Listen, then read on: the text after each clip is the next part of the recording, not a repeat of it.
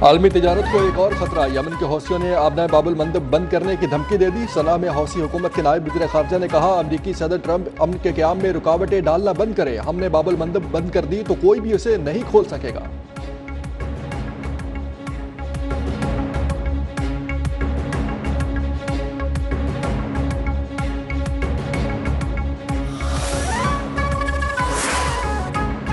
किसी मुल्क पर हमला करने का इरादा नहीं, हम जंग बढ़ाना नहीं चाहते। दिफा का कानूनी और जायज़ हक इस्तेमाल कर रहे हैं। ईरानी सदर मसूद पेज़ेश्कियान का बयान। कहा, हमारा बुनियादी मौक़िफ़ खित्ते में अमन, इस्तेहकाम और सलामती के तहफ़्फ़ुज़ पर मबनी है। जंगे या तनाज़ात हमने शुरू नहीं किए। ट्रंप को कोई हक नहीं है कि वो आवाम को इसके हकूक़ से रोके। ट्रंप को हक नहीं है कि वो कहे ईरान अपने जौहरी हकूक़ से फ़ायदा नहीं उठा सकता।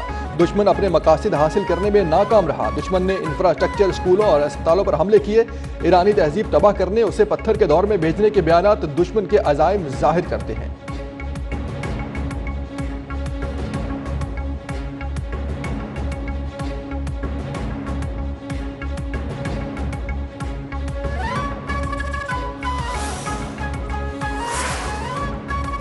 वाशिंगटन में ईरान की सूरत हाल पर ट्रंप की ज़िर-ए-सदारत सिचुएशन रूम में अहम इजलास। अमरीकी नायब सदर जेडी वेंस भी शरीक थे। अपने हुर्मत से मुतालिक नई सूरत हाल और ईरान से मुज़ाकरात पर गौर। इजलास के दौरान सदर ट्रंप ने फील्ड मार्शल आसिम मुनीर और ईरानी हुकाम से फ़ोन पर बात की। अमरीकी मीडिया का दावा। इजलास में मार्को रूबियो, पैट हेग्सेथ की भी शिरकत। Steve Witkoff, director CIA John Ratcliffe और chairman joint chief Dan Caine भी मौजूद थे। अहम अमरीकी ओहदेदार ने कहा, अगर मुज़ाकरात में ब्रेक थ्रू ना हुआ तो आइंदा चंद रोज में जंग दोबारा शुरू हो सकती है। व्हाइट हाउस ने सिचुएशन रूम इजलास से मुतालिक ताहाल कोई बयान जारी नहीं किया।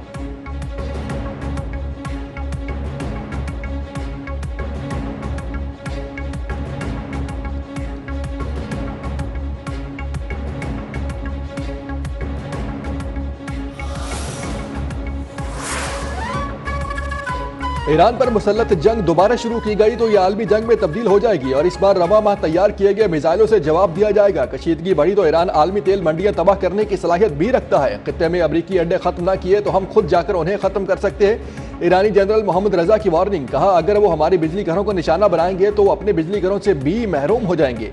अमरीका किसी भी सूरत में ईरान की मिसाइल बनाने की सलाहियत को रोक नहीं सकता।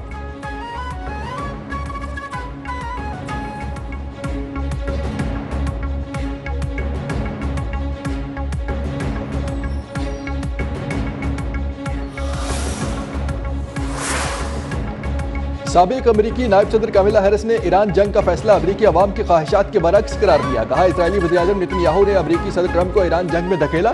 ट्रंप ऐसी जंग में धकेले गए जिसमें अमरीकी अवाम को कोई दिलचस्पी नहीं।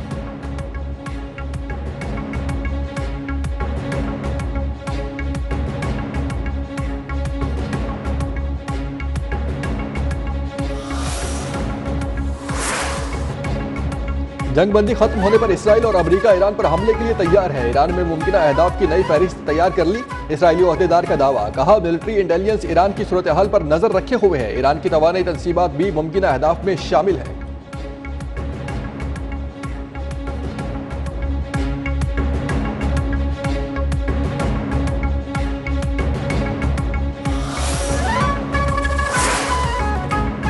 कराची और लाहौर के बाद इस्लामाबाद से भी पहली हज परवाज मदीना मुनव्वरा रवाना। वफाकी वज़ीर मजहबी अमूर ने 270 आज़मीन को रुखसत किया। खुसूसी ताउन पर सऊदी वली अहद मोहम्मद बिन सलमान और दीगर सऊदी हुकाम को खराज तहसीन पेश करते हुए सरदार मोहम्मद यूसुफ ने कहा, आज़मीन को बेहतरीन सहूलियत की फराहमी हुकूमत पाकिस्तान की अव्वलीन तरजीह है।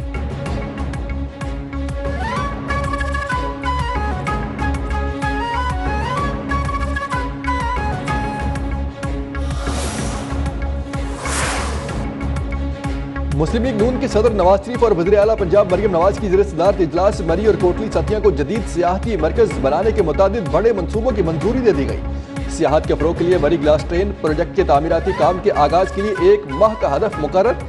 वज़ीर आला पंजाब ने तमाम मंसूबे बर वक्त मुकम्मल करने का हुक्म दे दिया।